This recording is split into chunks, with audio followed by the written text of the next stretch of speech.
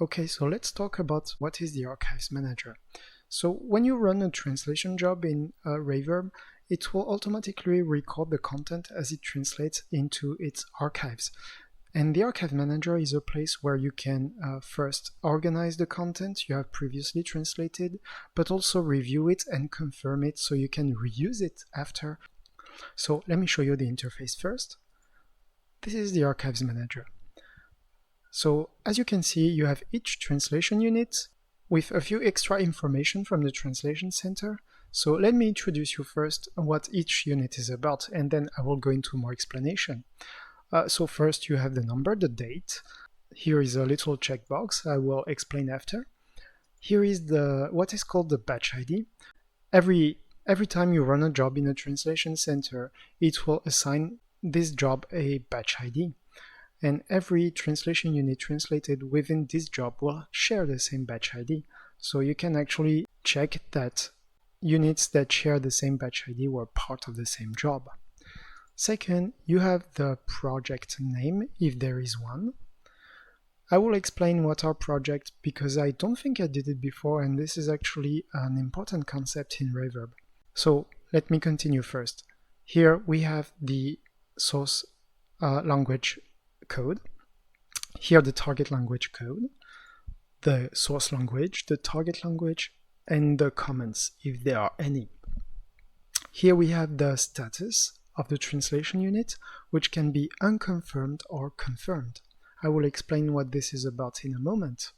So first, let me explain you what are projects in Raiverb. When you run a job in a translation center, you can actually choose to run this job within a project. So what this will allow you to do, it has a few advantages. The first one being that you can assign a translation memory to a project, and you can also assign a glossary. So every time you load the project, the translation memory and the glossary will be automatically loaded with it. So you don't have to do it every time. This is a convenience feature that can be very useful. But also, if you run a translation job with a project loaded, all the archives will also be recorded within this project, which makes organizing the project a little bit easier, but this also enables you to reuse it. I will show you how to create a project. To create a project, you simply need to go to the projects panel in the translation center, and you click on the little plus button. You will need to pick a new name for your project. So I will choose Raiverb tutorial. If I have a translation memory currently loaded or a glossary currently loaded, I can choose to include it by default or not.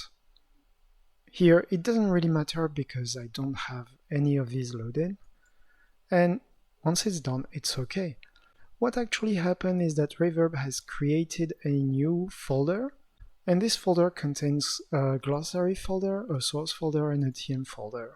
By default, if you didn't have any of these loaded, it's empty, but after you have created the project, you can also drag and drop them inside. And every time you load the project within the translation center, it will load the translation memory automatically. So let me try. I think my Magic the Gathering project has, yes, see, it has a translation memory loaded.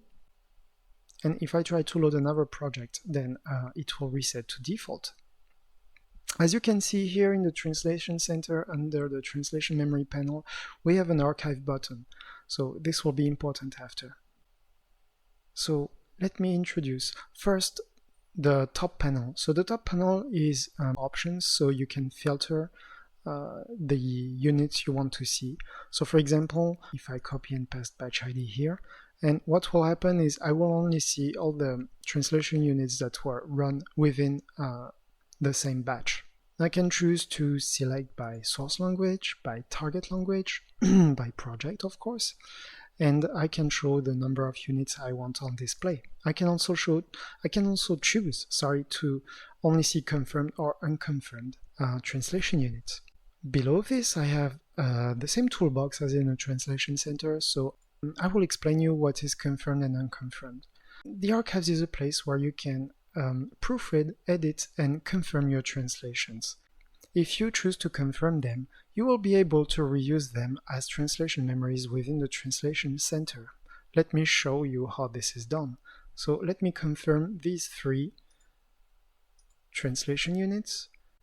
So now within the project Raiverb tutorial, I have 3 translation units archives that are set to confirm. So now what I can do is go to the Translation Center and I can click on Archive, but there's an error message.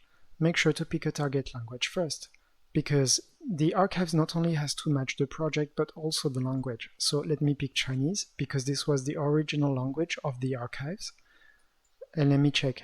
And now we have 3 entries. Yes, so these entries will be used as a supplementary translation memory. So please note that when you are editing and confirming content within the archives, you have to save the content manually. So every change you do is recorded but is not saved automatically. So let me show you the example here. But this will not be saved unless I click the Apply button here. Please note that also, if I want to revert back to the changes I've made, I can click this Revert button. This will cancel all the changes that were made but not saved. Lastly, as a convenience feature, you have this little button here that is called Auto Validate. This will enable you to, every time you leave a translation unit, to automatically confirm it. Please note that this does not save the content, so you will still have to remember to save all the content. As a quick tip, you can use Shift plus Enter to switch quickly to the next translation unit. So let me show you last all the bottom options that we have. So first, we have an option to check all the content. Next, we have a button that allows you to only check the content that has been modified. So next, let's assume that I want to make patch modifications to all the units. So for example, let me check all. Let me try to set everything to confirmed. So every translation unit I want confirmed. Then I use set confirmed. I press execute. Then every translation unit available will be set to confirmed. I still have to remember though, I need to save all the changes. Okay, so lastly we have a few options here, which are the options to actually export the content from the archives. If you press past, you will have a copy of it put in your clipboard. As with the rest of Raiverb, this is a way that you can simply paste your content into spreadsheets, or you can choose to export into a separate file. So you can choose to either export everything or export whatever you have selected. You can also choose the file format that you want to export to, and once you're done, you simply press export and you can have your files exported.